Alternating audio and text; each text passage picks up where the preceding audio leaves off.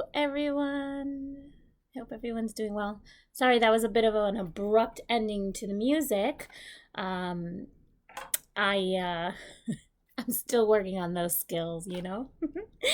Anyways, happy Thursday. I hope everyone's having a beautiful day and you're looking forward to an even more beautiful weekend. I see. Hi, Sylvia. On the phone, we'll come back on afterwards. Okay, Sylvia, no worries. You can always watch this on replay, not a problem. Thanks for jumping on. I appreciate it.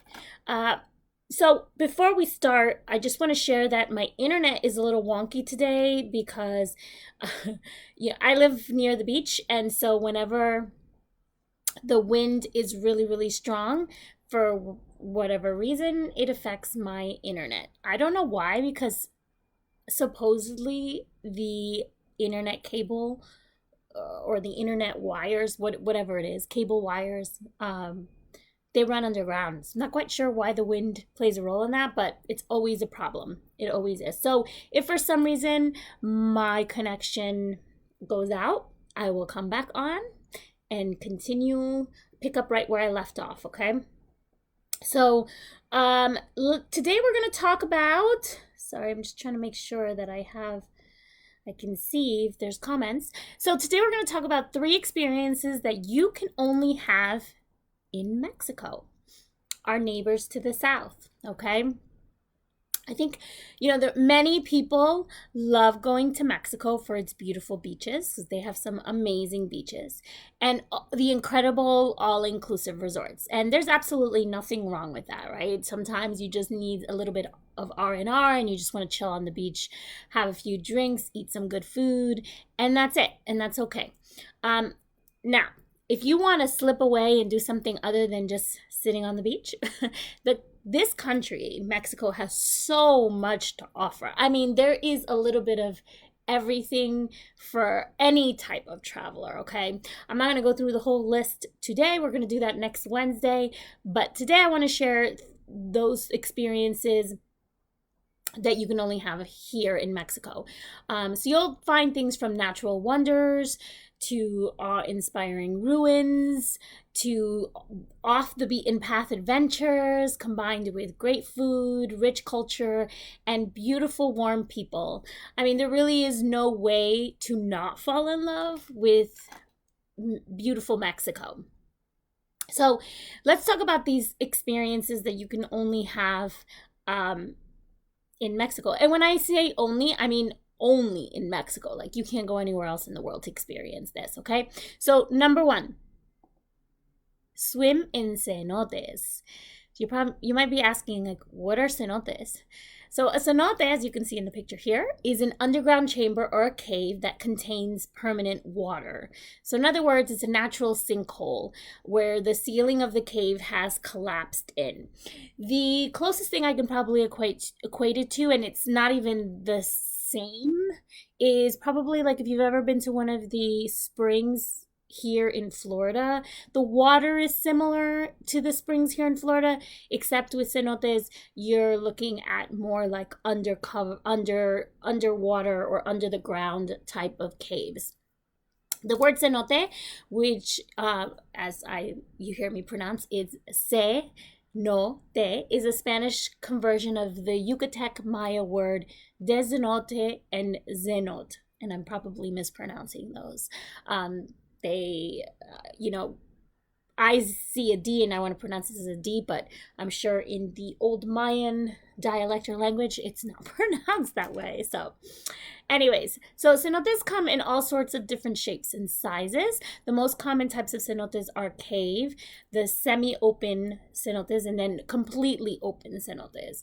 Cave cenotes are usually the youngest, and the open cenotes are usually the oldest, as its cave ceiling has kind of like fallen into itself, so it's completely open, kind of similar to what you just saw in that picture. The Yucatan Peninsula of Mexico is the only place in the world where you can actually find these mesmerizing wonders, and it's home to over 7,000 of them. Yes, 7,000 of them just in the Yucatan Peninsula, okay? They were once a source of water for the Mayan people and today are really a popular spot for visitors to swim and dive. And if you're ever in the Yucatan area, this is something you most definitely want to experience. I'm going to say this for people who might be wondering this because I know I wondered about it. But there are alligators in the cenotes, or that you can find this alligators in the cenotes. However, I will say this. I had the same question about the Florida Springs here. And, I was told that yes, you could find alligators there. However, my understanding is that those spring waters are typically like in the 70 degrees temperature range. And alligators don't tend to like those temperatures. It's a little too cold for them. So they tend to prefer more of the, what do you call it? Like the brackish type water that's a little bit warmer. Okay. So, um, my understanding is, the alligators don't bother anybody. Either I might be using the wrong term. It could be alligators or crocodiles, but they don't bother anybody. And I've actually seen some videos of people swimming with them. So if you're a little adventurous and you want to try that out, that's just something to consider. However, I definitely recommend it. I think it's something that everybody should do at some point or another, especially if you are in the Yucatan Peninsula region of Mexico. Okay, so number 2, see or wander amongst millions of butterflies in Michoacan. Okay, so each winter, millions and millions and millions of monarch butterflies migrate to the fir forest of Mexico's Central Highlands. If you visit the state of Michoacan, which is situated about, I think it's northwest. No, it's west because northwest is the pyramids. If situated west of Mexico City between January and March, you can walk amongst millions and millions of monarch butterflies. They're the ones that you see here in this image. The forest literally becomes an orange wonderland. You're going to actually see some of the photos where you see the trees and you see like the tree limbs like coming down because there's so many butterflies on them that the weight is just bringing the weight of the butterflies is just bringing the branches down. As you walk, you're going to hear the air hum with the vibration of the butterfly's wings. It's pretty incredible. And if you actually pause and you stand perfectly still just long enough, they will come and they'll rest on various parts of your bodies. If you have a hat on, they'll rest on your hat, like you can see here with this guy. So it's a pretty cool experience, I have to tell you. They make this remarkable 2,800-mile journey from the northeastern United States and Canada to this what's considered their ancestral wintering ground every year. So they know exactly where they're going. They go to the same area every year. It's one of the longest migration trajectories of any insect, and honestly, it's one of the most incredible natural sights I've ever experienced firsthand. My understanding is the reason why they go back to this particular area every year is because of the silence. It's a pretty quiet area. It's up in the woods. Like to get to it, you actually have to hike up quite a bit. So it's not like it's I don't want to say it's easily accessible. It's not easily accessible, but you can get up there. Millions, tons of people go to actually experience it, but they request that you kind of stay quiet so that you don't really scare the butterflies. In any case, it's one event that any nature lover should really see for him or herself at some point in life. Him, herself, they self, themselves. I'm going to use all the proper pronouns, okay? All right. Number 3, learn and taste mezcal.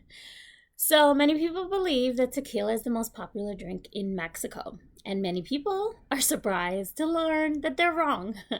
The alcohol of choice is actually mezcal. Much like tequila, this drink is also derived from the agave plant. If you want to find the the high quality source of this drink, then you are going to visit the Oaxaca region of Mexico. You can find mezcal anywhere in the country, but Oaxaca is where the high quality stuff is produced. Similarly, as you would go to Scotland for to try out whiskey, right? You can visit a mezcal farm in Mexico and see how the process is, the process of how it's made. You can also connect with local guides who can create these incredible experiences that help you understand not only how it's made, but how it interacts with the local culture, both in art and in food and in the communities that actually produce it. The reason I mention going with a local guide to actually learn about the local communities and understanding how it intersects with the culture is that it's important to note that the tourist infrastructure isn't really fully built out yet, since interest in mezcal has only really started to boom in the recent years. So if you choose to embark on this experience, you'll be doing some adventure travel. Okay, you'll be traveling in the back country, on bumpier roads, and in communities that may not have a lot of resources or infrastructure in place. Think cell phone, internet coverage, restaurants, ability to take credit cards, etc.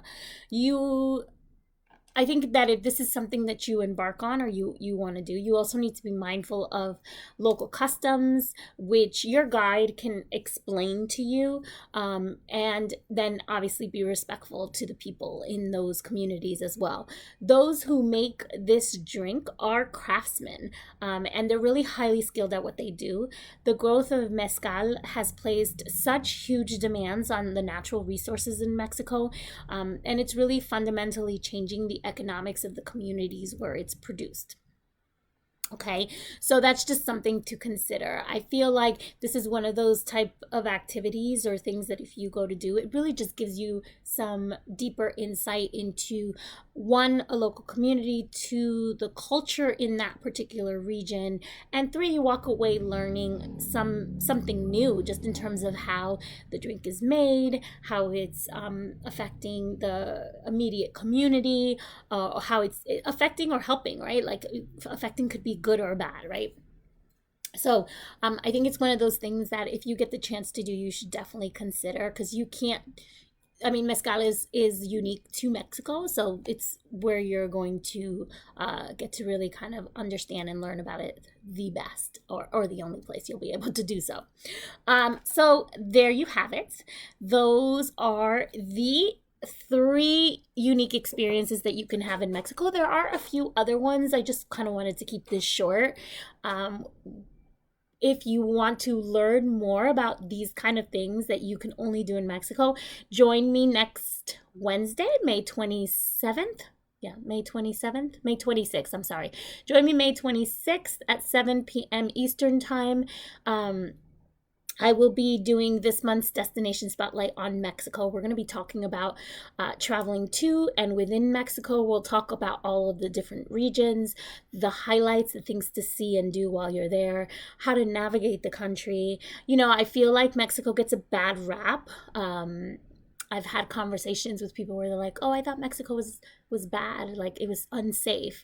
And while there are areas, and I think that's the case everywhere, like people could say that about the United States, while there are areas that perhaps are not as safe, there are other places where you're completely fine, honestly. Like it is an amazing, beautiful country, and like I said, you can find a little bit of everything there. So if you're interested in exploring Mexico, whether it's even if it's just like Cancun or Cabo, or you want to learn more about going to Oaxaca or Michoacan or Guadalajara, whatever the case may be, then join me on Wednesday. You can click on the link in the description of this video because I'm going to include it on there, and you can save your seat. It's completely free, but I do ask people to register just so that I have a better idea of who's attending and who's not, okay? So if you want to save your seat, click on the link and register, and I hope to see you all there, okay? I will be back next week with next week's episode of Did You Know? We're going to be talking about gift ideas for that wanderlust dad, because you know Father's Day is only a few weeks away. So if you have not figured out what you're going to get that special father in your life, join me next week at 5 p.m. Eastern Time right here again, okay? Take care. Have a beautiful, beautiful day, and I'll see you guys in the group. Bye.